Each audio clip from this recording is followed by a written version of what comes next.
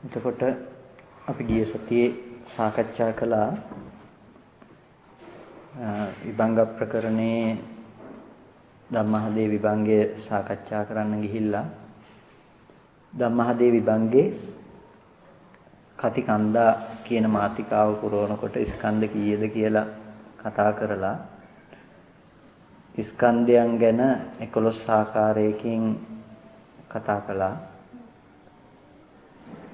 ඊට පස්සේ රූපස්කන්ධය අරගෙන රූපස්කන්ධය විස්තර කරනකොට රූපය විස්තර කරලා තියෙන ප්‍රධානම තැන තමයි ධම්මසංගණි ප්‍රකරණේන රූපකාණ්ඩය කියලා අපි කතා කරලා රූපකාණ්ඩයේ මාතිකාවල පළවෙනි මාතිකාවේ කොටස් තුනක් අපි කතා කළා. සබ්බං රූපං න හේතු අහේතුකං හේතු විපයුත්තං.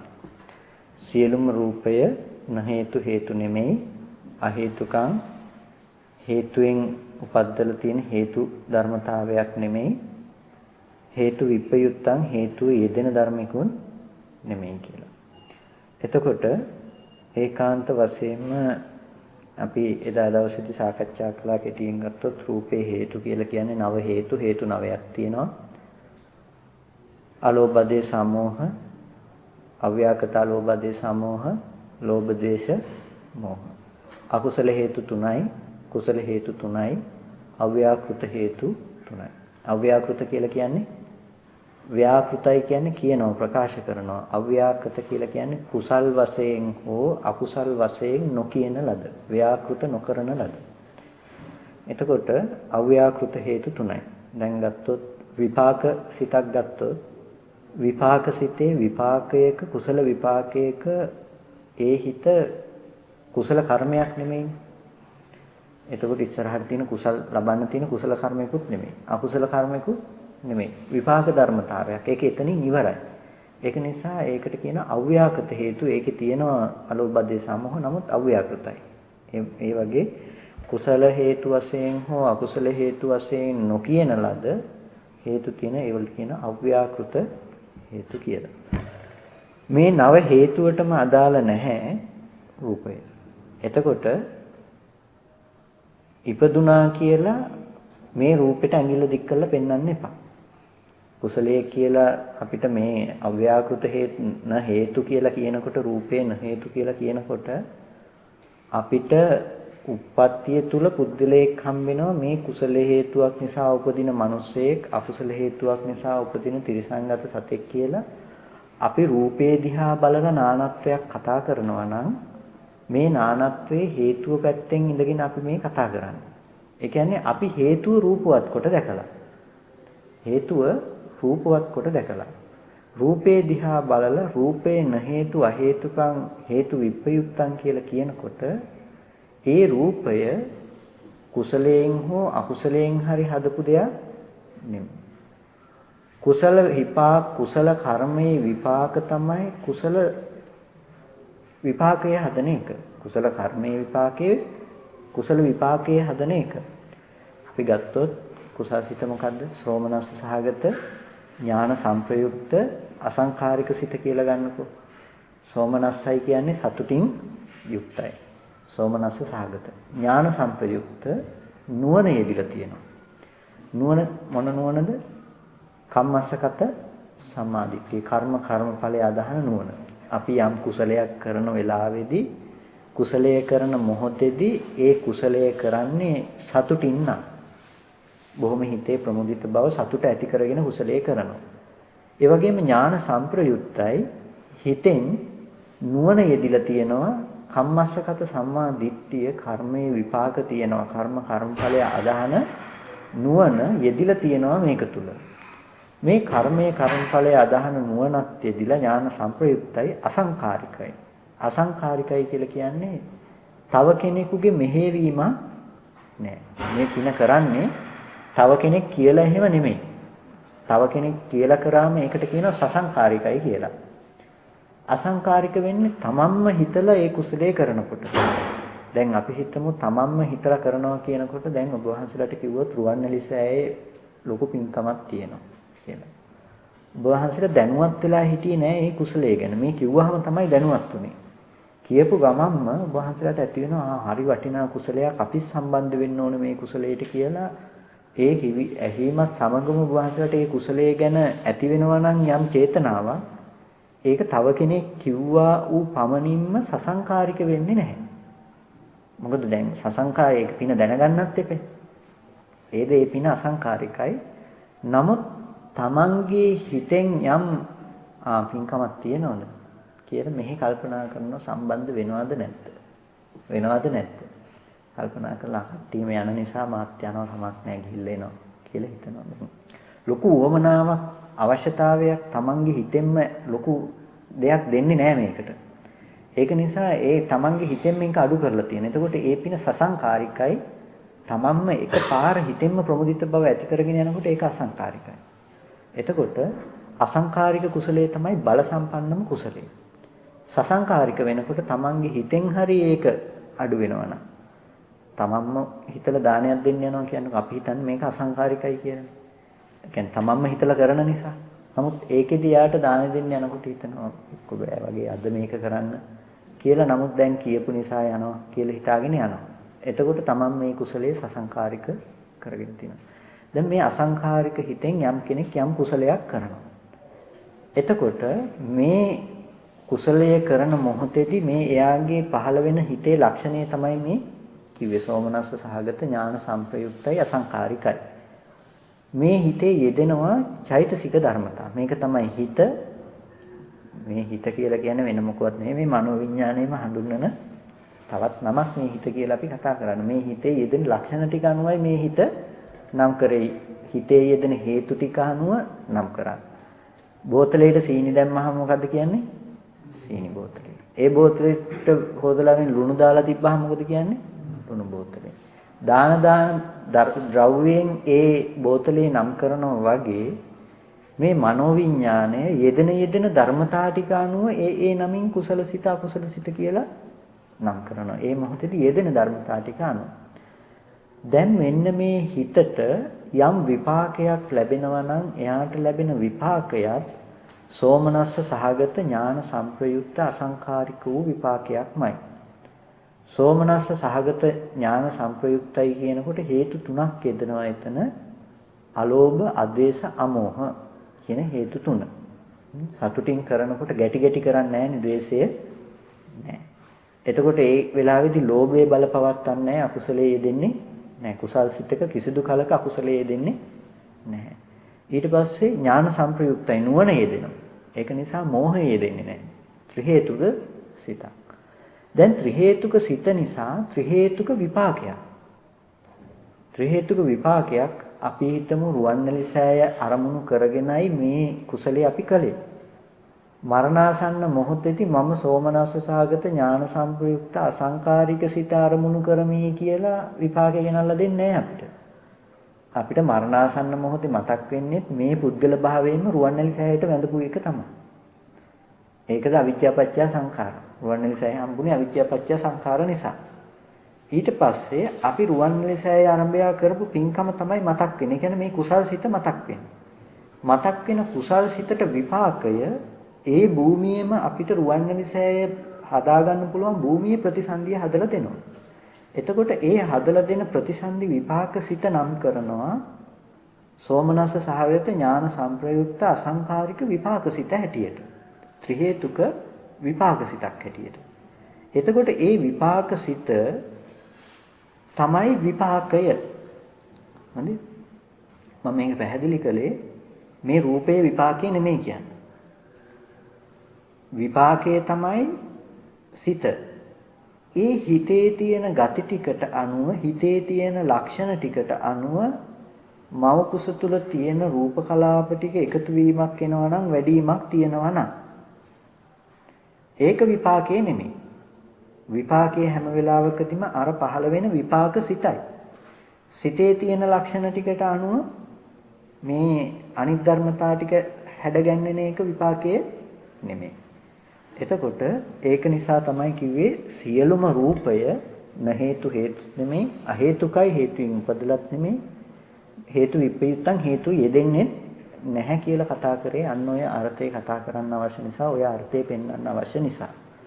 ඒක නිසා දැන් අපිට පේනවා ලෝකෙ දිහා බලනකොට කුසල් කරන මිනිස්සු අකුසල් කරන මිනිස්සු කුසල විපාකයෙන් ඉපදුන සත්වයෝ අකුසල විපාකයෙන් ඉපදුණු සත්වයෝ පේනවා නම් මේකද මඤ්ඤණාවක් ඒ කියන්නේ දිට්ඨියක් වැරදි දෘෂ්ටියක් ඇත්තටම පවතින ධර්මතාවය තමයි ලෝකේ කුසලයෙන් දෙන්න පුළුවන් කුසල් හිතකේ කුසල් විපාක ධර්මතාවයක් පවතිනවා විපාකය දකින්න බෑ කවදාවත් රූපෙන් දකින්න බෑ විපාක හිත කවදාවත් රූපේ පැත්තෙන් අරගෙන දකින්න බෑ ඒක නිසා මේ සබ්බං රූපං න හේතු අහේතුකං හේතු විප්පයුත්තං කියලා කතා කරේ අන්න ඔය ධර්මතාවය අපි ගිය සතියේ ඉගෙන සාකච්ඡා කළා.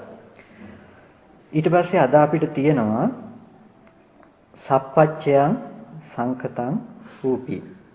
සප්පච්චයන් කියලා කියන්නේ රූපය ප්‍රත්‍ය සහිතයි. සප්පච්චයන් අහේතුක අප්‍රත්‍යව උපදින දෙයක් එහෙම නෙමෙයි. අහේතුකං කියලා කිව්ව අප්‍රත්‍යව උපදින දෙයක් නෙමෙයි. රූපය අහේතුකයි කියලා කිව්වනේ. අහේතුකයි. හේතු යෙදෙන්නේ. නමුත් අප්‍රත්‍ය නෑ. සප්‍රත්‍යයි. රූපෙට ප්‍රත්‍ය තියෙනවා. දැන් අපි හේතු ප්‍රත්‍ය කියලා නිකන් එකට කතා කරාට හේතුව සහ ප්‍රත්‍ය අතර බෙදීමක් තියෙනවා. හේතුව සහ ප්‍රත්‍යයේ වෙනසක් තියෙනවා. හේතුව හැම වෙලාවකදීම ස්වජාතිකයි හැම වෙලාවකම තමන්ගේ જાතියට විතරයි උපකාර කරන්නේ. අපි ගත්තොත් කොහොඹ බීජය උපකාර කරන්නේ කොහොඹ ගහ හදන්න විතරයි.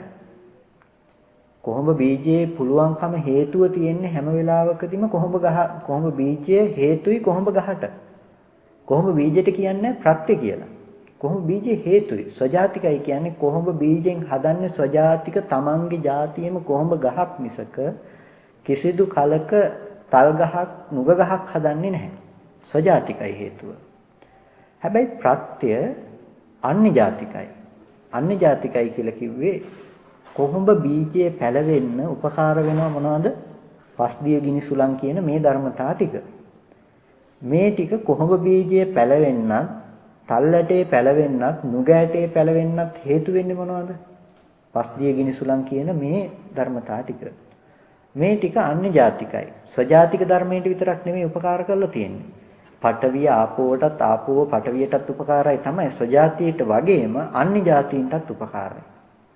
නුග ඇටයටත් එකසේම උපකාර කරලා. කොහොඹ බීජයටත් එකසේ උපකාර කරලා. තල් ඇටයටත් එකසේ උපකාර කරලා. හැම වෙලාවකදීම ප්‍රත්‍ය ධර්මතාවයේ අන්‍ය ජාතිකව ස්වජාතිකව නැතුව අන්‍ය ජාතිකව උපකාර කරලා තියෙනවා ඒ වස්තුවට ඒ ධර්මතාවයට. එතකොට හේතුව හැම වෙලාවකදීම ස්වජාතිකයි. හොඳට මතක තියාගන්න ප්‍රත්‍ය අන්‍ය ජාතිකයි. හේතුව සාධාරණයි. Tamange ඒවලට විතරයි සාධාරණත්වය දෙන්නේ හේතුව. ප්‍රත්‍ය අසාධාරණයි. අසාධාරණයි කියලා කියන්නේ අපි ඒක අසාධාරණයි කියන තැනින් නෙමෙයි. එක දෙයකට සාධාරණ නොවි පොදුවේ සියල්ලන්ටම සාධාරණ වෙනවා ප්‍රත්‍යය. එතකොට රූපය සප්‍රත්‍යයි කියලා සප්පච්චයන් කියලා කියනකොට ප්‍රත්‍ය සහිතයි කියලා කියනකොට හැම වෙලාවකදීම මොකද්ද රූපේ සප්පච්චතාව? හැම වෙලාවකදීම රූපේ ප්‍රත්‍ය සහිතයි. සතර මහා ධාතුව නිසයි රූපය පවතින්නේ. අපිට සතර මහා ධාතුවේ ඕනෝන්ට සප්‍රත්‍ය වූ බව නිසයි රූපේ विद्यमान වෙන්නේ. ධාතුවෙන් තොර ඌ තනක රූපයක් පෙන්වන්න පුළුවන් කමක් නැත්තේ නැහැ. එතකොට සතර මහා ධාතුව කියන තැන හැම වෙලාවකදීම සතර මහා ධාතුව ඇති තැනක තමයි රූපය ගැන කතා කරන්න පුළුවන් මට්ටමක් හම්බෙන්නේ. දැන් ඕකෙදි මම ප්‍රශ්නයක් අහුවා. ධාතුව ඇති තැනක නම් අපිට රූපේ विद्यमान වෙන්නේ. සුකුම රූප ටික කොහොමද අපි ධාතුව ඇති තැනක කතා කරන්නේ? ඉන්ද්‍රිය පුරුෂ ඉන්ද්‍රිය ජීවිත ඉන්ද්‍රිය දැන් මේ ටික අපි කතා කරනකොට කොහොමද මේ ටික අපි කතා කරන්නේ? ධාතුව ඇති තැනක හැම වෙලාවකදීම මේ සුකුම රූප ටික පනවන්නේ සතර මහා ධාතුවේ පුද්ගල භාවය ඇති කරගන්න මානසික මට්ටමත් එක්කමයි. සුකුම රූප ටික පනවන්නේ සතර මහා ධාතුවේ පුද්ගල භාවය ඇති කරගන්න තැන තියෙන මානසික මට්ටමත් එක්කමයි. ඉත්තේන්ද්‍ර රූපේ පුරුෂේන්ද්‍රිය රූපේ පනවන්නේ හැම වෙලාවකදීම මේ හිතේ තියෙන ගති ලක්ෂණය තමයි ධම්මායතයේ අනුව ගියපු ස්ත්‍රී පුරුෂ භාවයන් බාහිර ලෝකෙන් හම්බෙන බව. ධම්මායතනේ තියෙන ගති ලක්ෂණය. ඒක නිසා ස්ත්‍රී පුරුෂ භාවයේ බාහිර ලෝකෙන් හම්බෙන ගතිය එයා තුල ඇතිතාක් මේ රූපයේද ස්ත්‍රී භවානුව පුරුෂ භවානුව හදා ගැනීම හැකියාව තමන්ට තියෙනවා. තමන් ස්ත්‍රියෙක්ක තමන් පුරුෂයෙක්ක කියලා තියෙන සංඥා මනසිකාරය නිසාම නැවත නැවතත් ඒකම පවත්නවා මේ රූපය අනුව. එතකොට දැන් හැම වෙලාවකදීම මේ සුකුම රූප ටික පවත්වන්නේ සතර මහා ධාතුව අනුව සැප දුක් විඳින්න පුළුවන් තැනක. රහතන් වහන්සේ කියන තැන ස්ත්‍රියක් හෝ පුරුෂයෙක් හෝ ඒ දෙකටම නැති තැනක් හෝ ඇත්තේ නැහැ. ඉන්ද්‍රිය රූපයක් ඒ මට්ටමින් රහතන් වහන්සේට නැහැ. මොකද රහතන් වහන්සේ රූප නිරුද්ධමයි. මොකද බාහිර සතර මහා ධාතුව ඇසුරු කරගෙන සැප දුක් විඳින මට්ටමක් ඒ මානසික මට්ටම තුල නැති නිසා. අපි රූපය ඇසුරු කරනවා කියලා ඇසුරු කරන්නේ හැම වෙලාවකදීම රූපේ දිහා බලාගෙන හිතක්ම උපද්දවන මට්ටමක. කිසිදු කලක අපිට පුළුවන්කමක් ඇත්තේ නැහැ රූපය ඇසුරු කරන්න. අපි හිතුවට අපි රූපය ඇසුරු කරනවා කියලා රූපය ඇසුරු කරන්න කිසිම කලක අපිට පුළුවන්කමක් ඇත්තේ නැහැ. අපිට පුළුවන්කම තියෙන්නේ රූපය ඇසුරු කරනවා කියලා හිතා ගන්න විතරයි. මේ ගැටෙන මොහොත තුල අපිට පුළුවන්කමක් ඇත්තේ නැහැ ගැටෙන ධර්මතාවය මොකද්ද කියන එක දැනගන්න. ගැටෙන බව විතරයි අපිට ප්‍රකට වෙන්නේ. ගැටෙන බව ප්‍රකට වෙනකොට ස්පර්ශය කියන පොට්ටබ්බේ කය වැය වෙලා පොට්ටබ්බේට පොට්ටබ්බේ වැය වෙලා කයට ඕනෝන්ට වැය වුණු සිද්ධිය. රූපේ විඳින්න පුළුවන්කමක් තිබ්බේ නැහැ හිතට මේ වැය වුණු සිද්ධිය ගෝචර කරගන්න බෑ හිතට පුළුවන්කම ලැබුණේ හිතට වේදනා සංඥා දෙකක් අරමුණු කරන්න විතරයි ගෝචර කරගන්න විතරයි. මුළු ස්පර්ශ ආයතන පහෙන්ම ගැඹුරු වැඩිද කියන්නේ.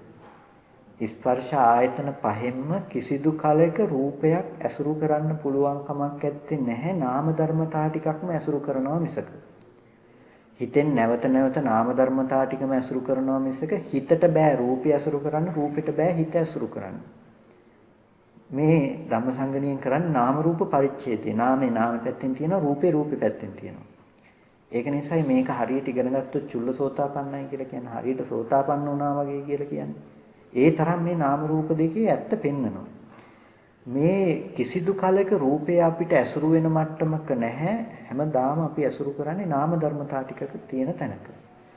නමුත් අපේ තියෙන අවිද්‍යාව කියලා කියන්නේ නොදන්නාකම කියලා කියන්නේ නාම ධර්මතා ටිකක් ඇසුරු කරන නාම ධර්මතා ටිකක් විඳින අපි නාම ධර්මතා ටිකේ අත්දැකීම දකින්නේ රූපේ පැත්තට දාලා. සතර මහා ධාතුව පැත්තෙන්. ධාතුව ඇති තැනකයි අපිට මේ විඳින පුද්ගල බව හම්බෙන්නේ. නමුත් ධාතුව වැය වුණු තැනක තමයි පුද්ගල බව ඇති කරේ. පුද්ගල භාවයේ දකින්නේ ධාතුව තුල තියෙන දෙයක් හැටියට. එතකොට තමයි අපිට විපල්ලාසය අනිත්‍ය දේ නිට්ටය වූ විපල්ලාසයේ හිතට ගෙනල්ලා දුන්නා. අනිත්‍ය වෙලා වැය වුණු සිද්ධියක් තුල පුද්ගලයා ඉපදුණු පුද්ගලයා වැය වුණු බව දැක්කේ නැහැ ඇති බවට ගෙනල්ලා දුන්නා අනිත්‍ය වූ දේ නිට්ටය සංඥාව ගෙනල්ලා දුන්නා හිතේ විපල්ලාසයක් ගෙනල්ලා දුන්නා. දැන් මේ විපල්ලාසයක් ගෙනල්ලා දුන්න තැනක තමයි හැම වෙලාවකදීම මේ බාහිර රූපේ අපිට හම්බෙන්නේ. මේ රූප ටිකට සාපේක්ෂව තමයි අපි බාහිර ධාතුවේ රූප දකින්න ටිකට සාපේක්ෂව තමයි ඉත්තීන්ද්‍රිය රූපේ පුරුෂීන්ද්‍රිය රූපේ ජීවිතීන්ද්‍රිය රූපේ හෝ ආකාශ ධාතු උපචේ සම්තති ජරතා නිච්චතා මේ විදිහට අපිට රූපය හම්බෙන්නේ හැම වෙලාවකදීම බාහිරින් බලන රූපේ තුල. එතකොට මේ බාහිරින් මේ රූපේ දකින්න නිසායි සුකුම රූපයත් අපිට හැම වෙලාවකදීම අපිට සතර මහා ධාතුව ඇති තැනකයි හම්බෙනවා කියලා කිව්වේ. කියන්නේ සුකුම රූපේ මම ප්‍රශ්නේ සුකුම රූපය කොහොමද සියලුම රූපේ සතර මහා ධාතුව ඇති තැනක හම්බෙන්න ඕනේ කිව්වනේ. සුකුම රූපද රූපනේ. එතකොට කොහොමද සුකුම රූප ටික සතර මහා ධාතු තුල හම්බෙන්නේ? ඇයි එහෙම හම්බෙන්නේ? මේ ප්‍රශ්නෙට උත්තරේ තමයි ඔය කිව්වේ. හැම වෙලාවකදීම සුකුම රූප ටිකේ පැවැත්ම සිද්ධ වෙන්නේද මේ පැත්තෙන් තමන් තුල තියෙන රූපේ පැත්තට පතිත කරන නාම ධර්මතාව ටික පිරිසිඳ නොදන්නාකම නිසා රූපේ හම්බෙන මානසික මට්ටමකයි සුකුම රූප ටිකද මේ ධම්මායතනේ පරියාපන්න වුණ රූප ටිකද පනවන්නේ. අපරියාපන්න භූමියේ ওই රූපේ ධම්මායතනේ පරියාපන්න වුණ රූප ටිකද ඇත්තේ නැහැ කියන්නේ ඒ හේතුව නිසා. රාතන් වහන්සේට ඉත්තීන්ද්‍රිය රූපේ හෝ පුරුෂීන්ද්‍රිය රූපේ හෝ ජීවිතීන්ද්‍රිය රූපේ හෝ පැනවීමක් කරන්නේ නැහැ. රූපේ නිරුද්ධයි. එතකොට සප්පච්චයන් කියලා කියනකොට ප්‍රත්‍ය සහිතයි කියලා කියනකොට රූපය හැම වෙලාවකදීම සතර මහා ධාතුවේ පැවැත්ම. සතර මහා ධාතුවේ පැවැත්ම කියලා කියනකොට චත්තාරෝච මහා භූතා චතුන්නංච මහා භූතානං උපාදාය රූපං ඉදං උච්චති සබ්බං රූපං කියලා උඩින් කතා කරන්නේ. සියලුම රූපේ මොකද්ද කියලා අහනකොට සතර මහා ධාතුව නිසා පවත්න උපාදාය රූපේ කියලා. හරිද? ප්‍රශ්නයක් ඒ වර්ණ සටහන ගැන. අපිට වර්ණ සටහන හම්බෙන්නේ සතර මහා ධාතුව ඇති තැනකයි. සතර මහා ධාතුවෙන් අපිට ප්‍රකට වෙන්නේ හැම වෙලාවකදීම පොට්ටබ්බේ විතරයි. පඨවිය විතරයි. මහා භූත රූප වලින්. අනිත් ටික ප්‍රකට වෙන්නේ හැම වෙලාවකදීම උපාදාය රූප වලින්. උපාදාය රූප කියලා කිව්වේ වර්ණ, ගන්ධ, රස, ඕජා. මේ ටිකට කියනවා සුද්ධාෂ්ටකය කියලා. අෂ්ටමක රූප කලාප කියන්නේ පඨවි, ආපෝ, තේජෝ, වායෝ, වර්ණ, ගන්ධ, රස, ඕජා. දැන් මේ වර්ණ, ගන්ධ, රස, ඕජා කියන ටිකෙන් තමයි අපිට ප්‍රකට වෙන්නේ. පඨවිය සහ වර්ණ, ගන්ධ, රස, ඕජා. ආයතනයන්ට ගෝචර වෙන්නේ ওই ටිකෙන්. එක්ක වර්ණයක්, එක්ක ගන්ධයක්, එක්ක රසයක්, එක්ක ඕජාමය මට්ටමින්. එහෙම නැත්නම් මේ පඨවි ධාතුව කෙලින්ම ගැටෙන මට්ටම නිසා පඨවි ධාතුව පොට්ටබ්බේ පනවනවා. එතකොට දැන් මෙන්න මේ හේතු ටික නිසා සප්පච්චයන් කියනකොට හැම වෙලාවකදීම වර්ණයට විතරක් වෙනම පවතින්න පුළුවන් කමක් නැත්තේ නැහැ. රසයට විතරක්, ගන්ධයට විතරක්, ඕජාවට විතරක් වෙනම පනවන්න පුළුවන් කමක් නැත්තේ නැහැ. හැම වෙලාවකදීම ධාතු හතරෙම ඒක රාශි වීම තුලයි වර්ණ, ගන්ධ, රස, ඕජා කියන ටික හම්බෙන්නේ. සතර මහා ධාතුවේ ඒක රාශි වීම තුලයි වර්ණ, ගන්ධ, රස, ඕජා කියන ටික හම්බෙන්නේ. එහෙම නැත්නම් වර්ණ, ගන්ධ, රස, ඕජා හම්බෙන්නේ නැහැ. එතකොට යම් පැහැසටහනක් පේනවා නම් පැහැසටහන දකින්න එපා සතර මහා ධාතුවෙන් වෙන් වූ පැහැසටහනක් හැටියට. අපි රූපය කියන තැන වර්ණ සටහන් මාත්‍රයක් කියලා කතා කරාට කතා කරන්නේ ධාතුව ගැන අවබෝධ කරගන්න තියෙන කාරණාවට ලං වෙන්න අවශ්‍ය නිසා. ඇහැට පේන රූපය ගැන කතා කරන නිසා. උපාදාය රූප මට්ටමින් මේ කතා කරන්නේ. උපාදාය කියන්නේ මේයි.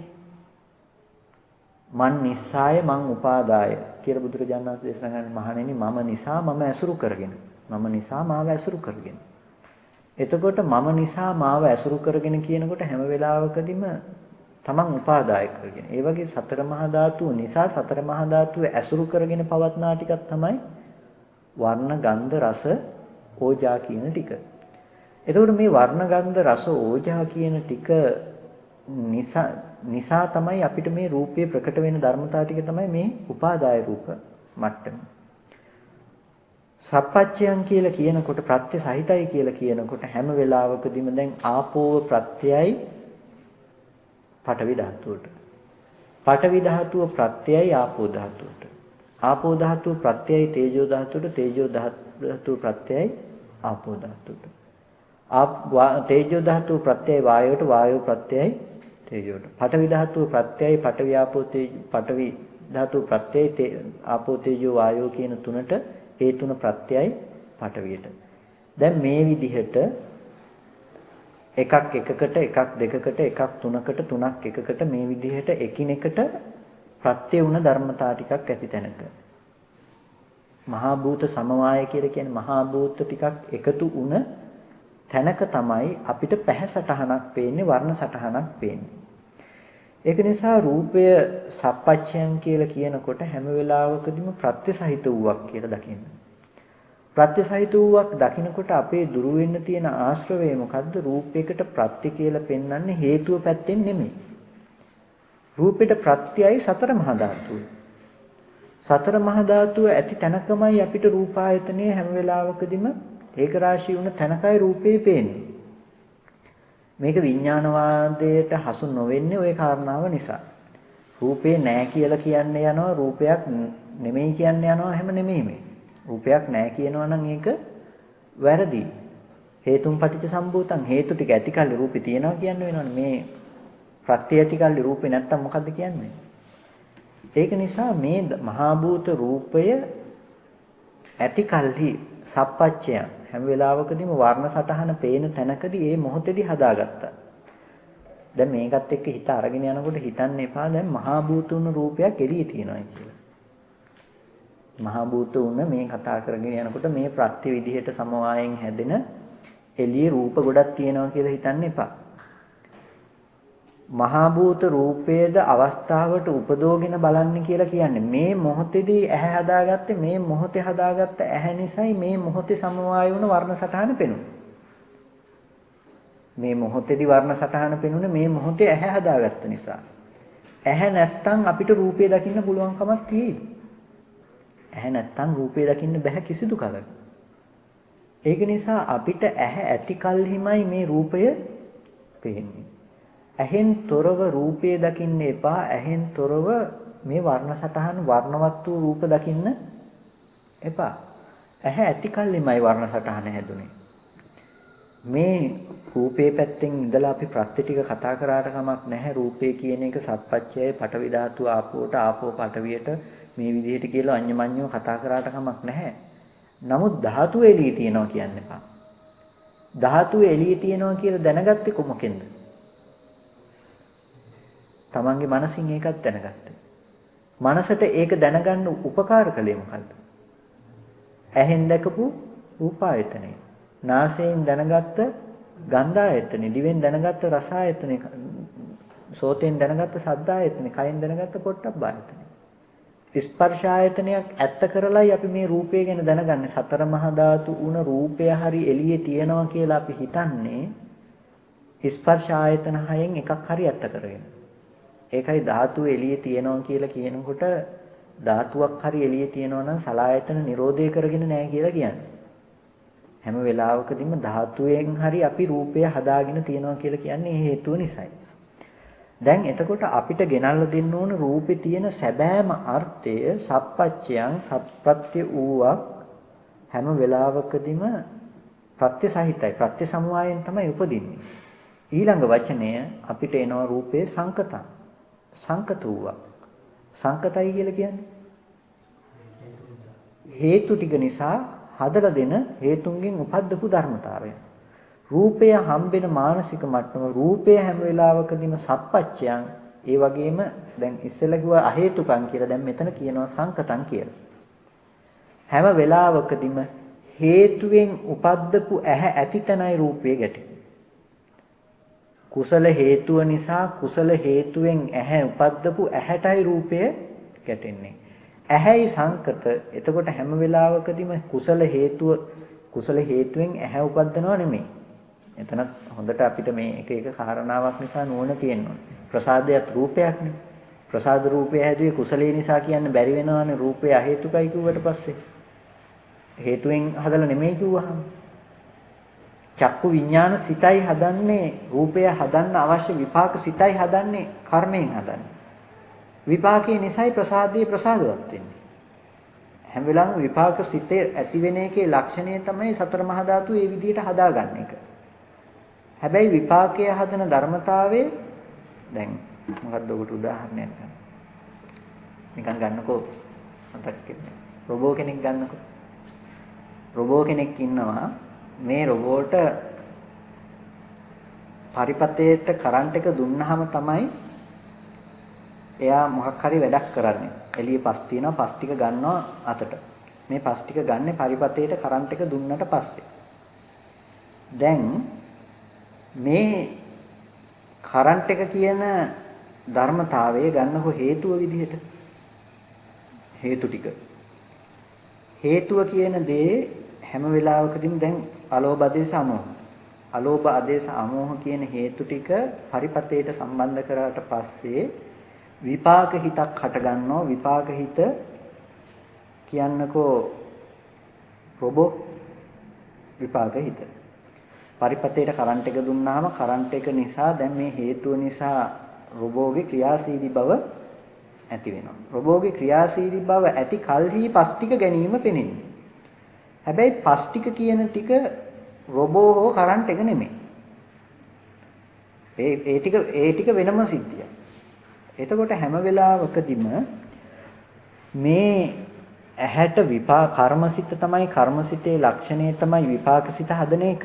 විපාකසිතේ ලක්ෂණය තමයි මේ විදිහට නාම රූපච්ඡය සලආයතන. ආයතන ටික හදාගන්න එක. එතකොට ඒක විපාකයේ තියෙන විපාක හිතේ තියෙන ලක්ෂණයක් තමයි ඒ විපාකෙන් කරන විපාක හිත කර්මයෙන් කරන විපාක හිත හදන එක විපාක හිතේ තියෙන ලක්ෂණයක් තමයි රූප කලාප ටික Tamanට ඕන විදිහට හදාගන්න එක සකස් කරගන්න එක. එතකොට සංකතයි කියලා කිව්වේ හැම වෙලාවකදීම රූපය ඇසුරු වෙනවා නම් ඇසුරු වෙන්නේ මෙන්න මේ විදිහට හේතුවෙන් හදපු විපාකයක් ඇති තැනකමයි. නිවන කියන එක අසංකතයි හේතුවෙන් හතස් කරන දෙයක් නෙමෙයි. එතකොට හැම වෙලාවකදීම සංකත ධර්මතාවයේ පිරිසිඳ දැකලා අසංකතය ඇති කරගන්න ඕනේ. ඇහැ පිරිසිඳ දැකලා එහෙන් මිදෙන්න ඕනේ. එතකොට ඇහැ පිරිසිදු දැකලා ඇහෙන් මිදෙන්න ඕන කියනකොට ඇහැ සංකතයි. ඇහැ සංකතයි කියන්නේ ඇයි? ඇහැ හැම වෙලාවකදීම හදන්නේ විපාක කර්මසිතෙන් විපාකසිත අතර විපාකසිතෙන් ඇති කරන ධර්මතාවයක් ඇති තැනකයි ඇහැ හම්බෙන්නේ. ඇහැ හම්බෙන තැනකයි බාහිර රූපායතනෙ හම්බෙන්නේ. දැන් ඇහත් රූපේ බාහිර රූපායතනයත් රූප ගණයටමයි යන්නේ. මේ දෙකම රූපායතනය. මේ රූපේ හදලා තියෙන හැම වෙලාවකදීම මේ විපාකය ඇති තැනක. ඒකයි සංකතයි කියලා කිව්වේ මේ එන පෙළක් පේනවා. මාර්ගයේ වඩාගෙන යනකොට ඵලය. මාර්ගය නිසයි ඵලය. ඒක නිසයි අරිහත් ඵලයේද සංකතයි කියලා කියන්නේ. එතකොට ඒකද සංකතයි. මේ රූපේ සංකතයි කියලා කියන්නේ හැම වෙලාවකදීම රූපය හම්බෙන මානසික මට්ටම සංකත මානසික මට්ටමක්. රූපය හම්බ වෙන්නේ හැම වෙලාවකදීම ස්පර්ශ ආයතන ටික ඇති කල්ලිමයි මේ ආයතන පහ ඇති කල්හිමයි. එතකොට චත්තාරෝච මහා භූතා චතුන්නංච මහා භූතානං උපාදාය රූපං කියන එක නම් සංකත. ඒ කියන්නේ හේතු ටික හැම වෙලාවකදී රූපේ තියෙන සැබෑ ලක්ෂණය. මේ රූපේ තියෙන සැබෑ ලක්ෂණය හදලා දෙන්නේ හැම වෙලාවකදීම සංකත භූමිය තුල ආයතනයක් හදාගෙනමයි.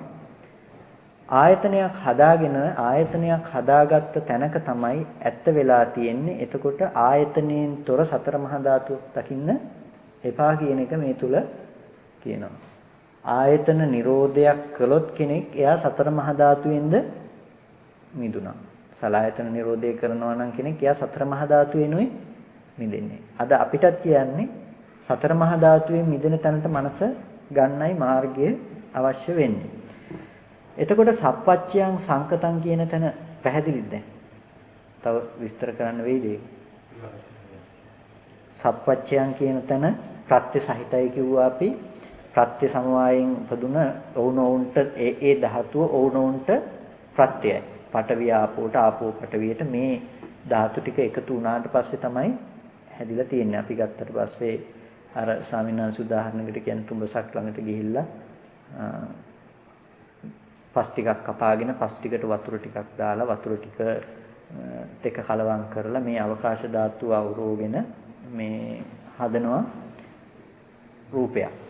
දැන් මේ රූපය හදනකොට නිකන් ඕලාරික වශයෙන් දකින්නකො මේ පස් ටික වගේ පටවි ධාතුව කියලා. ඊට පස්සේ මේක අනන්න දාන වතුර ටික වගේ කියලා ආපෝ ධාතුව. ඊට පස්සේ මේක දිය වෙලා වැක්කිරලා යන්න පුළුවන් මට්ටමට වතුර දැම්ම හදන්න බෑනේ. ඒකට තේජෝ ධාතුවේ ලක්ෂණය තමයි අදාළ මට්ටමට වියලි බව තබා ගන්න ගතිය. අවකාශ ධාතුව අවරෝගෙන ඒ තැනක හදා ගන්න බව වායෝ ධාතුවේ ලක්ෂණය. වායෝ ධාතුව ඇති නිසායි මේ රූපේ කඩන්න පුළුවන්කම තියෙන්නේ. මැටි ගුලියක් වුණා දෙකට කඩන්න පුළුවන්කම තියෙන වායෝ ධාතුව ඇති නිසා. වතුර ටිකක් දැම්මොත් උරාගන්නේ කොහෙටද? ඇතුලේ තියෙන හිඩැස් වලට නෙමෙයි. ඒ වායෝ ධාතුව තියෙන ලක්ෂණය නිසායි. වායෝ ධාතුව නැත්තම් මේ රූපේ කඩන්න බෑ කොතනින්ම. වායෝ ධාතුව නිසායි මේ රූපේ වෙන් වෙලා තියෙන නිසායි කඩන්න පුළුවන්කම තියෙන්නේ. එතකොට මේ වායෝ ධාතුව මේ සතර මහා ධාතුව ප්‍රත්‍ය කරගත්ත නිසානේ දැන් අශ්ව රූපයක් අපිට හම්බෙන්නේ. එතකොට රූපේ සප්පච්චයයි කියලා කිව්වේ ප්‍රත්‍ය පැත්තෙන් අරගෙන දැන් මේ අශ්ව රූපය හැදෙන්න අශ්ව රූපය කියන තැන ඕනෝන්ට ප්‍රත්‍ය වුණා. පඨවි ධාතුව පස් ටික ගුලි කරන්න පුළුවන් කමක් තිබ්බේ නැහැ වතුර නැතුව. වතුර දැම්ම. වතුර ටික දැම්ම පමණින් පුළුවන් කමක් තිබ්බේ නැහැ. ඒක දිය වෙලා යන්නේ නැති වෙන්නේ තේජෝව ගානට තියාගන්න ඕන. අවකාශ ධාතුව අවුරගෙන හදන්න ඕන. දැන් සතර මහා ධාතු ඕනෝන්ට ප්‍රත්‍ය වුණ නිසානේ මේක හම්බුනේ. දැන් කිසිදු කලක අස්ව රූපයක් අපිට හම්බෙයිද ආයතනේ පහළ වීමක් නැත්තම්. ඇහි පහළ වීමක් නැත්තම් කිසිදු කලක අස්ව රූපයක් හම්බෙන්නේ නැහැ. ඒක නිසා රූපය හම්බෙන හැම තැනකම කිව්වා අර ටික සප්පච්චයන් කිව්වා වුණොන්ට ප්‍රත්‍ය වෙන නිසා. රූපය හම්බෙන තැන හැම වෙලාවකදීම සංකතයි කිව්වා. හේතු ටික නිසා උපද්දනවා ඇහැ හදාගන්න පුළුවන් කර්මය නිසා ඇහැ හදනවා විපාකේ. හදාගත්ත ඇහැට දැන් ඔන්න අස්වරූපය කියන දැන් අර සප්පච්චය වුණ රූපේ ගැටෙනවා. ප්‍රත්‍යසහිත වුණ රූපේ ගැටෙනවා. ගැටෙන බව නිසා ගැටීමෙන් පස්සේ ඉතුරු නැතුවම නිරුද්ධයි. නිරුද්ධ වුණ තැනක ඇති වෙන නාම ධර්මතා ටික හිතෙන් දැනගන්නවා. දැනගන්න තැනකයි අන්තිමේටම අස්වරූපේ හම්බෙලා තියෙන්නේ. දැන් හැම වෙලාවකදීම රූපේ සංකතයි කියලා කිව්වේ සප්පච්චයන් උනත් වැඩක් නැහැ සංකත නොවේ. සප්පච්චයන් වැඩක් උනත් වැඩක් නැහැ සංකත නොවේ නම් ඒද රූපේ හම්බෙන්නේ නැහැ. රූපේ හම්බෙන්නෙම සංකත තැනක. ඇහැ හදාගත්ත කෙනාටමයි රූපේ හම්බෙන්නේ.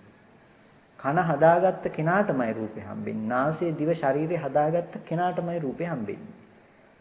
මේක හදාගත්තේ නැති කෙනාට කිසිදු විදිහකින් රූපය හම්බෙන්නේ නැහැ. ඇහැ හදාගත්තේ නැත්නම් කෙනෙක් එයාට රූපය හම්බෙන්නේ නැහැ. ඇහැ හදාගත්තේ නැහැ කියන්නේ මේ අන්ධ වුණොත් කියන එක නෙමෙයි. මේ මොහොතේදී ඇහැ නිරුද්ධ කරොත්. ඇහැ නිරුද්ධ කරොත් කියන්නේ ඇහැ හදාගෙන තියෙන්නේ අපි තුලම හදාගත්ත ධර්මතාවයක් නේ. ඒ කියන්නේ ඔකදී අර කතාව ගන්නකො අපි එකම මනෝවිඤ්ඤාණේ ලක්ෂණය චක්කු විඤ්ඤාණ, සෝත විඤ්ඤාණ, ගාන විඤ්ඤාණ, જીවහා විඤ්ඤාණ, කාය විඤ්ඤාණ, මනෝ විඤ්ඤාණ කියලා බෙදෙනවා. එකම මනෝ විඤ්ඤාණ ධාතුව. එක එක ධර්මතාවයක් ඇහැ ඇති කල්ලි එකම විඤ්ඤාණේ ලක්ෂණේ චක්කු විඤ්ඤාණය කියනවා. එකම විඤ්ඤාණේ ලක්ෂණේ සෝත විඤ්ඤාණය කියනවා. ඇහැ ඇති කල්ලි එකකට ආයතන වලට බෙදලා අපි පෝසත් හරි. ගොඩක් තියෙනවා අපිට. ගොඩක් තියෙන නිසා අපි පෝසත්. රහතන් වහන්සේ හරි දුප්පත්. ආයතන දෙකයි. ඒකෙත් එකම විඤ්ඤාණ ධාතුවයි මනෝ විඤ්ඤාණ ධාතුව විතරයි. ඇහෙන් රූප දැනගන්නේ නැහැ. කනෙන් ශබ්ද දැනගන්නේ නැහැ. නාසයෙන් මේ ගන්ධය දැනගන්නේ නැහැ. දිවෙන් රස දැනගන්නේ නැහැ. කයෙන් පොට්ටබ්බේ දැනගන්නේ නැහැ. ඔක්කොම දැනගන්න පුළුවන් තමන්ගේ හිතෙනුයි කියලා අන්තිම තැනින් අල්ලගෙන තියෙනවා. තැඹිලි වල්ල අල්ලගෙන තියනවා නැට්ටෙන්. අපි මේ අල්ලගෙන තියෙන ගෙඩි ටිකෙන් ගොඩක් අරගෙන යනවා අපි. රහතන් වහන්සේ එක තැනින් අල්ලගෙන යනවා. එකම විඤ්ඤාණ ධාතුවයි. මනෝ විඤ්ඤාණ ධාතුව. එතකොට හැම වෙලාවකදීම මනෝ විඤ්ඤාණ ධාතුව තුලයි පවතින ධර්මතාවයක්. ඒකයි කිව්වේ රූපය හම්බෙලා නැහැ අපිට කියලා කිසිදු කලක. අපි ඇහැ ඇසුරු කරගෙන නැහැ නාම ධර්මයක්මයි දැනගෙන තියෙන කියලා කිව්වේ හිතට දැනගන්න පුළුවන් නාම ධර්මයක්මනේ. නොදැනගත්ත ධර්මතාවයක් දැනගන්න තව ආයතනයක් තියෙනවද අපිට? දැන නොගත්ත දෙයක් දැනගන්න. එහෙනම් දැනගත්ත දෙයක්මනේ අපිට නාම ධර්මයක්මනේ දැනගන්න පුළුවන්. රූපය කියන එක කිසිදු කලක දැනගන්න පුළුවන් මට්ටමක නැහැ. ඒක නිසායි රූපය සප්පච්චයන් කිව්වෙත් සංකතං කිව්වෙත්. රූපේ ප්‍රත්‍ය සහිතයි කිව්වෙත් රූපේ සංකත වූවක් කිව්වෙත් ඒ හේතුව නිසා. එතකොට දැන් සප්පච්චය උන සංකතයි කියන මෙන්න මේ කාරණා දෙක ඇති කල්හි ඇති තැනකයි අපිට රූපය හැම වෙලාවකදීම विद्यमान වෙන්නේ. ප්‍රත්‍ය සහිතයි හැම වෙලෙම ප්‍රත්‍ය සමவாயයෙන් හදලා තිබෙනවා. ප්‍රත්‍ය සමவாயයේ තිබුණට වැඩක් නැහැ සංකත භාවය නැත්තම්. සංකත භාවයත් ඇති තැනකයි අපිට රූපය හම්බෙන්නේ. මේ කතා කරන්නේ බාහිර රූපය විතරක් තියනවා කියලා කියන තැනකට යන්නත් නෙමෙයි. එහෙම ගියොත් සාසතවාදයේ රූපේ නැහැ කියන්න ගියොත් ඒක උච්ඡේදවාදයේ. මේ කතා කරන්නේ ඇහැට රූපේ පේන තැනක තියෙන සියලුම ලක්ෂණ ටික. රූපය හම්බෙන තැනක මේ ඇහැට එළියේ වර්ණ සටහන තියෙනවා කියන තැන තියෙන ඇත්ත කතා කරන්නේ. ඒක නිසායි සප්පච්චයන් කිව්ව සංකතං කිව්ව. මේ ප්‍රත්‍ය සහිත වූ ප්‍රත්‍ය සමவாயයෙන් උපද්දපු දෙයක් ඒ ප්‍රත්‍ය සමவாய ඇති කල්ලි සංකතව අපිට රූපය හැම වෙලාවකදීම පෙන්වනවා. ඊට පස්සේ රූපී රූපය රූපවත්ය. රූපවත් කියලා කිව්වේ අරූප දෙයක් එහෙම නෙවෙයි. නාම ධර්මතා ටික අරූපයි, රූපේ රූපී රූපවත් බවෙන් යුක්ත දෙයක්. ඒක නිසා රූපේ රූපී රූපය ආයතනයන්ට ගෝචර වෙන ස්වභාවයෙන් යුක්තයි. ආයතනයන්ට ගෝචර වෙන බව නැත්නම් ඒක අරූපී. ස්පර්ශ ආයතන පහට ගෝචර වෙන ස්වභාවය නැත්නම් ඒක අරූපී ධර්මයක් වෙනවා. ඒක නිසා ස්පර්ශ ආයතන පහට ගෝචර වෙන ස්වභාවයෙන් යුක්තයි. ඒක තමයි රූපේ ලක්ෂණය. දැන් මේ රූපය කතා කරන්නේ දැන් මේ මල් වාස්යක පිළිබඳව තමයි අපි මේ කතා කරන්නේ. මේ කතා කරනකොට මේ පැත්තෙනුත් කතා කරනවා, මේ පැත්තෙනුත් කතා කරනවා, මේ පැත්තෙනුත් කතා කරනවා, මේ පැත්තෙනුත් කතා කරනවා. මේ හාත්පසම කතා කරොත් තමයි මේක මනවින් කතා කරා වෙන්නේ මේක ගැන. වහන්සේලා තර්ක කළොත් ওই පැත්තේ පේන ටික විතරක් අල්ලගෙන මම තර්ක කරනවා නම් මේ පැත්තේ ටික විතරක් අල්ලගෙන සහේතුක වෙන්නේ නැහැ මේ ගැන කතා කරන්නේ. අපිට හාත්පස මනවින් කියන්න නම් අපිට සිද්ධ වෙනවා මේකේ තියෙන හාත්පසම කතා කරන්න. ඒක නිසායි මේ විදිහට ඔය එක එක පැත්තට දදා රූපේ කතා කරන්නේ. එතකොට රූපී කියන්නේ රූපවත් දෙයක්. ආයතනයන්ට ගෝචර වෙන දෙයක්. ආයතනයන්ට ගෝචර වෙන රූපී මට්ටමක නැත්නම් ඒක අරූපී ධර්මයක් වෙනවා. එතකොට ආයතනයන්ට ගෝචර වෙන බවකින් තොරව රූපේ දකින්න එපා. දැන් මේක මේ පැත්තෙන් කතා කරත් මේ පැත්තෙන් කතා කරත් මෙහින් කොහෙන් කතා කරත් මොකක් ගැනද කතා කරලා තියෙන්නේ? එකම මල් වාසය ගැන. ඒ වගේ මේ රූපය ගැන මේ න හේතු අ හේතුකං හේතු විප්‍රයුක්තං සප්පච්චයන් සංකතං රූපී කියලා කොහෙන් කිව්වත් අපිට ප්‍රකට වෙන්න ඕනේ එකම රූපායතනේ ලක්ෂණය. එකම රූපායතනේ ලක්ෂණය මේ සතර මහා ධාතුව කියපු තැන තියෙන ලක්ෂණ ටිකයි මේ කතා කරන්නේ. රූපී රූපවත් කියනකොට ආයතන ටික ඇති කල්ලිම උපදින. ආයතනයගේ නිරෝධයෙන් නිරුද්ධ වෙන රූපය ගැන කතා කරන්නේ. ආයතනයන් ඇති කල්ලි හට ගන්නවා නම් ආයතන නිරෝධයෙන් නිරුද්ධ වෙනවා නම් ඒ රූපය පවතිනක් වෙන්න බෑ. අපිට නිත්‍ය සංඥාවයි නිත්‍ය සංඥාව තුළ ආත්ම සංඥාවයි තියෙන්නේ කියලා කියන්නේ ඊයේ දැකපු මල් වාස් එක අද මෙතන තියෙනවා. මේ දකින්න මල් වාස් එක අපිට හෙට දකින්න පුළුවන් කමක් තියෙනවා මෙතන. දැන් ඊයේ දැකපු දේ අද දකින්නත් අද දකින්න දේ හෙට දකින්නත් පුළුවන්කම තියෙනවා. ඇයි නිත්‍ය සංඥාව තුළ අපිට තියෙනවා. රූපී තමයි රූපී බව දකින්නේ අපි මුල් ටික අතහැරලා සප්පච්චයන් සංකතං කියන ටික අතහැරිලා. රූපවත් බව දකිනවා. හැබැයි අපි දකින්නේ නෑ රූපවත් උනේ ආයතනයත් එක්කමයි කියන්නේ. ඇහැ ඇති කල්ලිමයි රූපවත් බව ඇති උනේ. ඇහැ නිරුද්ධ වෙනකොටම රූපවත් බව නිරුද්ධයි. වර්ණ සටහන රූපවත් බව කියන්නේ අපි වර්ණ සටහන ගන්නකොට ඇහැට පේන දේ ඇහැට පේන දෙයටයි රූපී කියලා කිව්වේ. ඒක ඉතුරු නැතුම ඒ මොහොතේම නිරුද්ධ වෙනවා. ඒ රූපී බව ඇහත් සමගම නිරුද්ධ වෙනවා. ඇහත් සමගම රූපී බව නිරුද්ධ වුණ තැනක අපිට මල් වාසිකේ පැවැත්මක් හම්බෙන්නේ නැහැ. මොකද මේ මල් වාසිකේ පැවැත්ම හැම වෙලාවකදීම හැමදලා දෙන්නේ අවිද්‍යාව සම්පස්යෙන්. අර ඊයේ විස්බාහුදුෙන් දැන් අපි එකම දෙයක් දිහා බලාගෙන ඉන්නකොට එකම රූපයක් දිහා බලාගෙන ඉන්නවා. එකම රූපේ දිහා බලාගෙන ඉන්නකොට කොහොමද ඒ රූපේ අපිට හම්බෙන්නේ? එතකොට අපි හිතනවා ඒ රූපේ දැන් මේ බලාගෙන ඉන්නකොට මේ රූපේ පවතිනවායි කියලා. නමුත් කිසිම වෙලාවක හිත දෙකක් එකපාර හටගන්නේ නැහැ.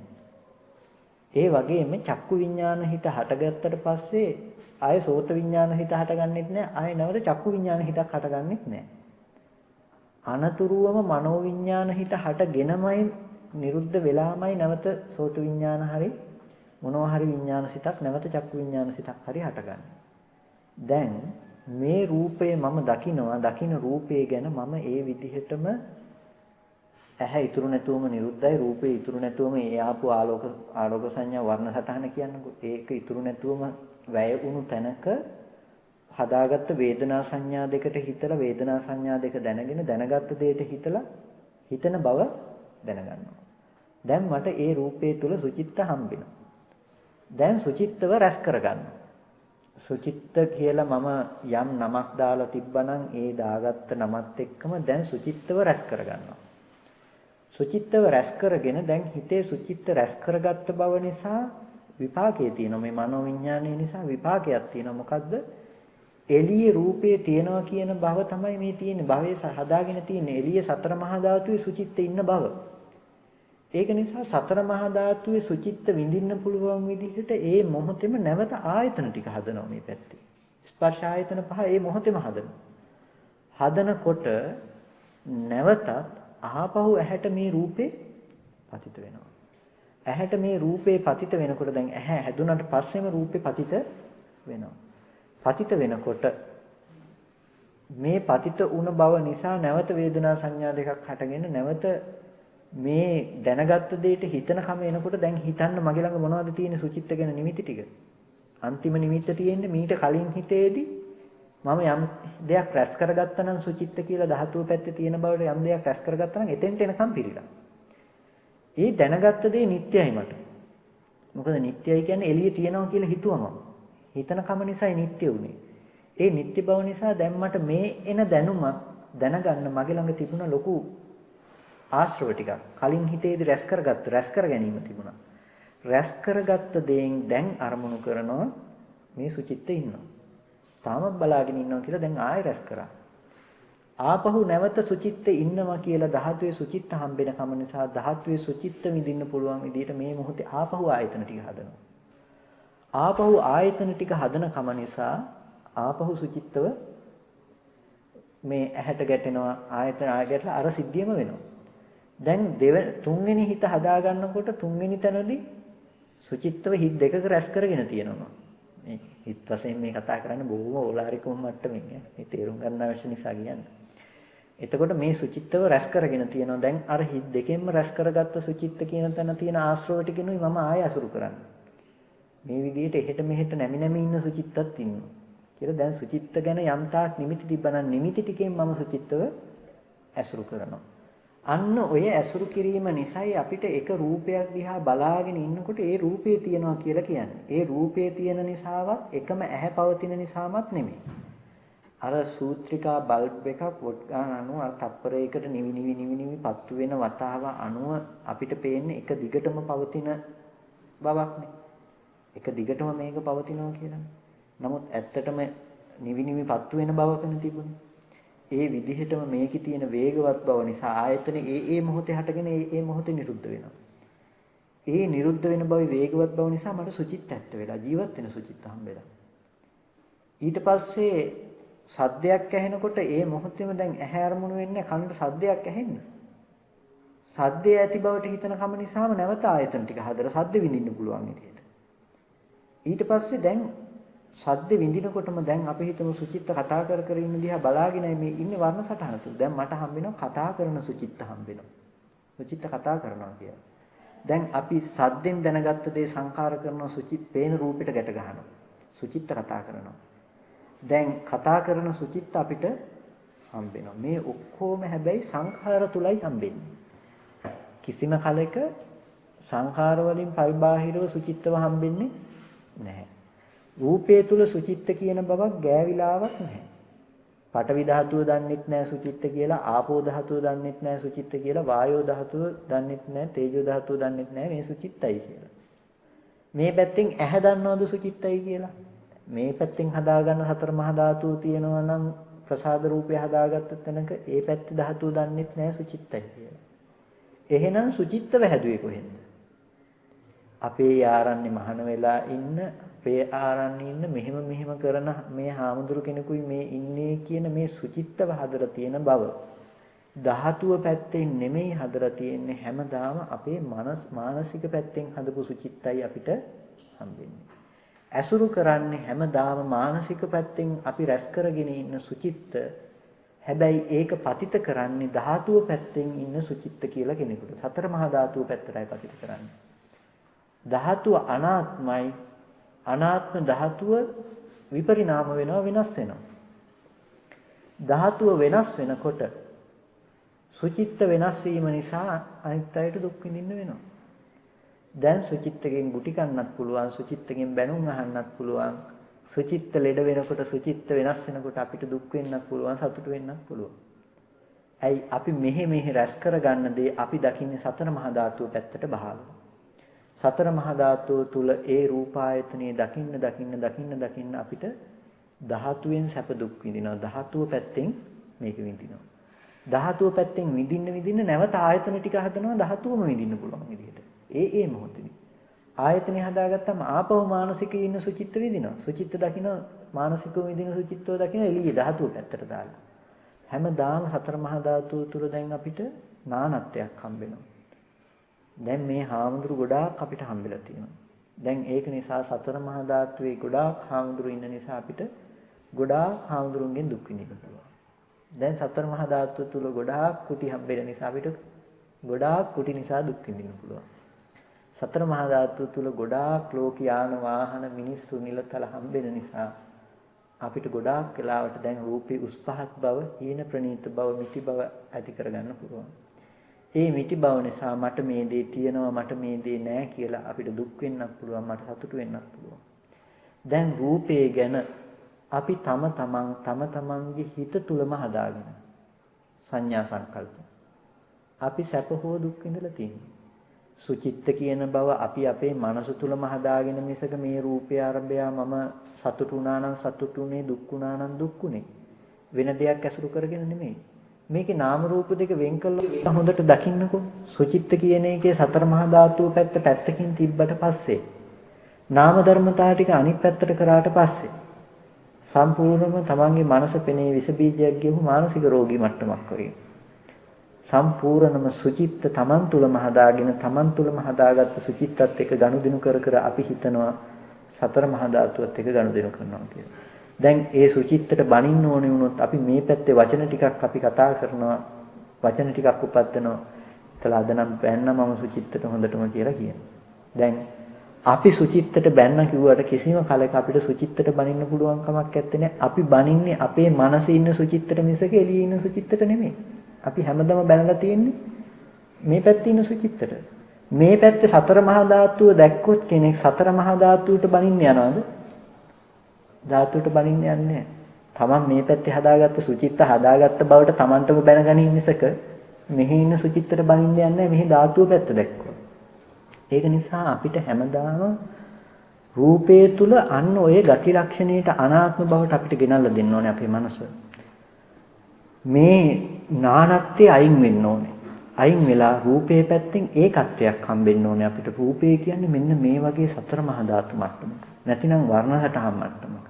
මේ විදිහට මේ අනාත්ම මට්ටමකම පවතින රූපේ ආරම්භය සංඥා මනසිකාර අපි හදාගෙන තින්නේ අපේ මනස තුලයි.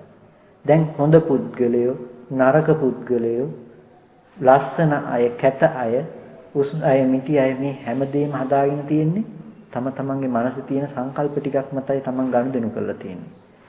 ප්‍රශ්නේ තියෙන්නේ ලෝකයේ තුල හම්බෙන්නේ මේ රූප මේ තමන්ගේ සංකල්පය මේ පැත්තෙන් දකින්න නැතුව ඒක බහලනවා බාහිර ධාතු පැත්තට. ධාතු පැත්තට බහල්ලා හොඳ පුද්ගලයෝ හදාගෙන, හොඳ හාමුදුරුවෝ හදාගෙන ඉන්නවා ලෝකේ. නරක හාමුදුරුවෝ හදාගෙන ඉන්නවා ලෝකේ. දැන් හොඳ හා නරකත් එක්ක අපිට සතුටු වෙන්න පුළුවන්, ගැටෙන්න පුළුවන්. ඒක නිසා මේ හොඳ හෝ නරක හදාගෙන එළියත් එක්ක ගැටෙන්න හෝ ඇලෙන්න යන මානසික මට්ටම ලෝකෙට අයිති මානසික මට්ටම. ඒක නිසා හැම වෙලාවකදීම තමන්ගේ මනස පිළිබඳව නැඹුරු වෙන්නයි මේ කියන කාරණා ටික මේ කියන්නේ. ඒකයි මම මුලින්ම මතක් කළේ පළවෙනි දවසේම මේ කතා කරන්නේ අභිධර්මයේන රූපකාණ්ඩය එහෙම නෙමෙයි. මේ කතා කරන්නේ අභිධර්ම කොටාශයක් වෙන පාඩමක් නෙමෙයි. මේ කතා කරන්නේ අපේ භාවනාවට අදාළ කොටස. ඔබ වහන්සේලා දැන් අද වඩන භාවනාවක් වඩනකොට භාවනා කරනකොට සතර මහා ධාතු තුල තියෙන අනාත්ම බව ප්‍රකට කරගන්නකොට අනාත්ම බව ප්‍රකට වෙන්න ඕනේ මෙන්න මේ කතා කරපු අර්ථය තුල. දැන් එතකොට ප්‍රශ්නේ එන්න බෑ ධාතුව හරි එළියේ තියෙනව නේද? එහෙම නැත්නම් ධාතුව මේ පැත්තෙන් ධාතුව හරි අසුරු කර ඉන්නව නේද කියන මට්ටමකින් ප්‍රශ්නේ එන්න බෑ. තමන්ගේ කෙලෙසේ තමන්ට තේරෙන්න ඕනේ මගේ කෙලෙසේ මගේ ආශ්‍රවේ තමයි ලෝකෙ හම්බෙන බව බාහිර පැත්තේ. බාහිරින් ලෝකෙ හම්බෙන්නේ ඇයි මට? බාහිරින් දුක හදාගන්නේ ඇයි මම? මෙහි හදාගත්ත පුද්ගල සංඥාව ධාතුවට පතිත කරලා ධාතුව වෙනස් වෙනකොට මම පුද්ගලයා වෙනස් වීමේ දුක විඳිනවා. මම පුද්ගල භාවයේ ධාතුවේ පතිත නොකර ඉතියොත් මේ ධාතුව මත පතිත පුද්ගල භාවයේ පතිත නොකර ඉන්නකම් මට ධාතුව පැත්තෙන් එන දුක විඳින්න වෙන්නේ නැති වෙයි. එතකොට මට කෙනෙක් වෙනස් වීමේ දුක, කෙනෙක් බැනීමේ දුක මට විඳින්න වෙන්නේ නැහැ. පුද්ගලයා කියලා කියන්නේ මේ වර්ණ සටහන විතරක් අරගෙන නෙමෙයි සද්ද රූපයක් එනකොට සද්දේ පිළිබඳව දැනගන්න මේ පැත්තේ. සද්දේ හම්බෙන්නේ බාහිර කියන පුද්ගලයෙක්ගේ පැත්තෙන්. ඒක නිසායි කෙනෙක් අපිට බනින්නේ, කෙනෙක් අපිට බැනලා රිද්දන්නේ. ඒ වගේම අපිට තව කෙනෙකුට අපි රිද්දන්නේ. එයා එහෙන් වචන ටිකක් කියලා අපිට බනිනකොට අපි දැක්කොත් Taman තුලමයි බැනුම උපද්දව ගත්තේ කියලා. සද්දේ උපද්දගත්තේ Taman තුලමයි කියලා. ඇත්තටම Taman තුලමනේ බැනුම උපද්දව ගන්න. මට පුළුවන් කමක් නැහැ ඕගොල්ලන්ට බනින්න. ඕගොල්ලෝයි බැනුම් අහගන්නේ. ඒකට මට කරන්න දෙයක් නැහැ. මට කරන්න පුළුවන් ටික වචන ටිකක් කියන එක විතරයි. ඕගොල්ලෝගේ කන ළඟට බැනුමක් එන්නේ නැහැ කිසිදු කලක. ඕගොල්ලෝගේ කන ළඟට එන්නේ අනාත්ම ශබ්ද මාත්‍රයක් විතරයි. මම දැන් සුචිත්තට බැනගෙන ගියොත් ඔය කාටවත් සුචිත්තට දැනෙන දුක ඔය කාටවත් දැනෙන්නේ නැහැ. එතකොට බැනුම දුක නම් ඔයගොල්ලෝ ඔක්කොටම බැනුම දුක වෙන්නේ නැහැ. සුචිත්ත යම් විදිහකින් ලැජ්ජ වෙනවා නම් යම් විදිහකින් දුක් වෙනවා නම් ඔයගොල්ලෝ හැමෝටම මේ විදිහට දුක ලැජ්ජාව දැනෙනවා. නමුත් එහෙම දැනෙන්නේ නැහැ. ඒ කියන්නේ බැනුම නෙමෙයි දුක. Taman තුල ඒ බැනුම මට බනිනවා කියන එක තුල මට මෙහෙම කියනවා කියන එක හදා ගැනීම තුලයි බැනීමේ දුක විඳින්න වෙන්නේ. එතකොට ඒ අනාත්ම සද්දේ ආරම්භය දුක බැනීමේ බැනුම හදාගත්තේ Tamanගේ මනස තුල නෙමෙයිද? Tamanගේ මනස තුල.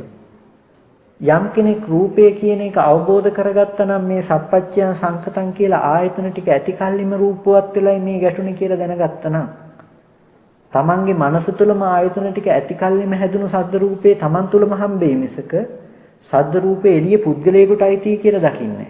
එතකොට බණින පුද්ගලයෙක් එළිය හම්බෙන්නේ නැති වෙයි තමන්ට. සද්ද රූපේට අයිතිකාරයෙක් නැති වෙයි තමන්ට. සතර මහා ධාතුවේ පැවැත්මක් විසක. එතකොට මේ පැත්ත බලනකොට තමන්ගේ අතපය හම්බෙනවා කියලා කියනකොටත් එයාට අනාත්ම ධාතුවක් ඇති තැනකම හම්බෙයි මිසක මේ තමන්ගේ වෙලා නැහැ අතපය. එතකොට එයා හැම වෙලාවකදීම මේ පුද්ගල මනසිකාරයෙන් මිදිලා. බාහිරින් මිදිනවා කියන්නේ බාහිර ආයතනෙන් මිදිනවා කියන්නේ එතකොට තමන්ගේ ඇඟ දිහා බලනකොට මේ ආයතනයක් තමන්ටම තේරෙයි බාහිර විදියට. මේ දකින්නකොට අඩි 5ක 6ක ඇඟක් තමන්ට පේනවා කියලා හිතනකොට මේ අඩි 5ක 6ක ඇඟක් තියෙනවා කියන එකත් තමන් තුළම හදාගත්ත දෙයක් හැටියට තමන්ට පෙනේ. මොකද මේ අතපය බව ඇහැට පෙනෙන රූපේ තමන් නෙමෙයි. තමන් නම් මේ අතපය පෙනෙන බව නම් තමන් උනේ මේ පෙනෙන රූපෙත් තමන් වෙන්නේ නැහැ. අතපයනේ පේන්නේ. මේ පෙනෙන වර්ණ සටහන තමන් උනේ නැහැ. හැමදාම උපාදානයේ තුලයි මේ රූපේ මගේ උනේ. ඒක නිසා කවදාවත් දැන් මේ උපාදානය අපිට හිතෙන්නේ මේ මමමයි කියලා. ඇයි මේ පොට්ටබ්බයත් එක්ක ගැටෙන පොට්ටබ්බය පිරිසිඳ නොදන්නකම් මේ වර්ණ සටහනේ මම දකින්නකම් අඩි 5ක් 6ක් වූ මම හම්බෙනවා. දැන් මේ අඩි 5ක 6ක ඇඟකින්ම දුක් විඳින්න වෙනවා. නමුත් ස්පර්ශයේ ගැටෙන මොහොතේ ස්පර්ශයේ ලැබෙන තැන විතරයි අපි මේ දුක විඳින්නේ. මෙන්න මේ වගේ අනාත්ම ධර්මතාවයක් ඇති තැනක අපි තමන්ගේ පුද්ගල බව තුල ගොඩනගාගෙන තමන් හදාගෙන විඳින දුක යම් කිසි දවසක අපි තේරුම් ගන්නවා නම් ඒ දක්වා මේ කාරණාව වැඩි යුතුයි. ඒ දක්වා අපි අපේ භාවනාව සකස් කරගත යුතුයි අන්න උතෙන්ටපත් වෙන්න. දැන් මේ තුල කතා කරේ නැහැ සමතය. අපි කතා කළේ නැහැ.